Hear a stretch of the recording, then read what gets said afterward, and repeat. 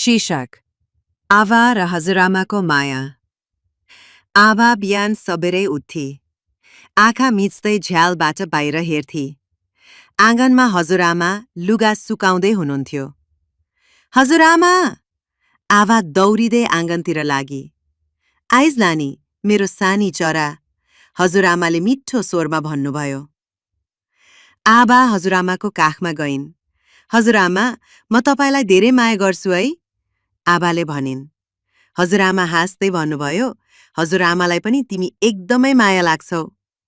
हजुरआमा, तपाईले जस्तो मिठो गुन्द्रुकको अचार त आमा पनि बनाउन सक्दिनुहुन्छ, आभाले खिसिक्क हाँसी।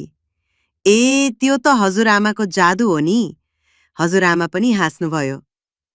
त्यसपछि आभा भन्छे, तपाई मलाई कथा सुनाइदिनुहुन्छ, त्यो पुरानो बाघको कथा।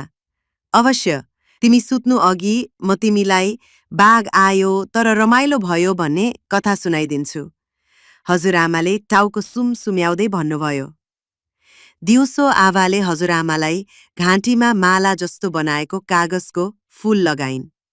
यो तपाईको लागि हो, किनभने तपाई संसारकै सबैभन्दा राम्रो हजुरआमा हो। हजुरआमाका आँखामा हर्षका आँसु टिलपिलाए। धन्यवाद नानी, तिमी नै मेरो साँचो रत्न हौ। त्यो रात आभा हजुरआमाको काखमा निदाई। हजुरआमाले बिस्तारै कानमा फुसफुसाइन्, तिमी सधैँ खुसी रह, आभा नानी, मेरो आशीर्वाद सधैँ तिमीसँग छ।